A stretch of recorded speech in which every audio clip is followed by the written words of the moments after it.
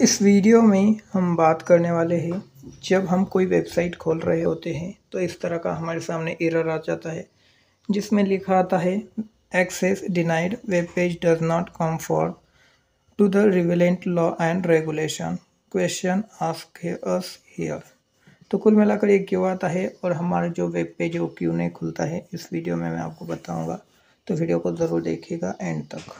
तो बेसिकली जब कोई ब्राउज़र इस्तेमाल करते हैं, एग्जांपल के लिए मान लीजिए आप यूसी ब्राउज़र इस्तेमाल कर रहे हैं, ये जो एरर है वो मेनली उन ब्राउज़र्स में दिखाता है या फिर उन ब्राउज़र्स में आता है जो कि कुछ अलग कंपनीज़ की तरफ से आते हैं। ये जो इशू है, ये जो प्रॉब्लम है वो कभी भी गूगल क्रोम में या फिर फायरफॉक्स में, मोजिला फायरफॉक्स हो गया या फिर जो ओपेरा मिनी है उसमें ज़्यादातर नहीं आता है।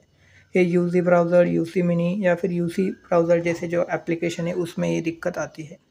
कुल मिलाकर इस प्रॉब्लम का सॉल्यूशन तो कुछ ज़्यादा खास है नहीं, मतलब एक क्यों आता है उसको ही समझेंगे। तो मान लीजिए आप कोई ऐसी हार्मफुल वेबसाइट खोल रहे हैं जिसे इंटरनेट एक्सेस करने वाली, मतलब इंटरनेट कंपनी नहीं चाहती कि आप एक्सेस करें। यह ज़्यादातर उन मौक़ों पर होता है जब आप ऐसी वेबसाइट खोलते हैं जो कि डेंजरस है, हार्मफुल है, मतलब उसमें कुछ ऐसी चीज़ें आपके लिए बनाई हुई है जिसमें आप जाते ही आपका डेटा वगैरह लीक होने के जो चांसेस है वो बढ़ जाते हैं।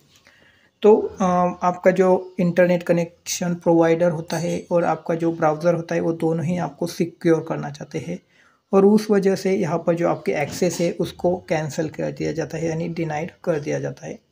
यहाँ पर आपको बोला जाता है इस वेब पेज पर आप नहीं जा सकते क्योंकि कुछ लॉ है, कुछ रेगुलेशन है जो कि ये वेबसाइट नहीं मानती है या फिर इस वेबसाइट के लिए वो मानना इम्पॉसिबल है।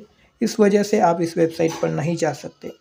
अगर ये इश्यू आ रही है तो मान समझ लीजिए आप जिस वेबसाइट पर जा रहे हैं उसमें कुछ ना कुछ दिक्कत है एंड खुद गूगल भी उस वेबसाइट को जो है अंडरस्टैंड नहीं कर पा रहा, मतलब उसको एक तरह से वेरीफाई नहीं कर पा रहा। तो मैं आपसे यही कहूँगा, जो अगर इसका एरर आपको किसी वेबसाइट खोलने पर आता है तो उस वेबसाइट को छोड़ दीजिए। ज़्यादातर ये जो एरर है वो अडल्ट कंटेंट देखने पर या फिर कुछ हैकिंग वगैरह साइट्स में आ सकता है। उम्मीद है आप समझ गए होंगे। अगर अभी भी कोई दिक्कत है, अगर आपको ऐसा लगता है कि कोई वेबसाइट है जो कि पूरी तरह सिक्योर है लेकिन फिर भी ऐसा एरर आ रहा है, तो आपको करना यही है, आप जो भी ब्राउज़र इस्तेमाल करते हैं उसको ऐप इन्फो में चली जाइए एंड ऐप इन्फो में आकर उसका एक बार डेटा क्लियर कर दीजिए और फिर एक बार ट्राई कीजिए। अगर आपकी वेबसाइट खुल जाती है तो फिर वो वेबसाइट 100% सिक्योर है, कभी कभार बग भी हो सकता है।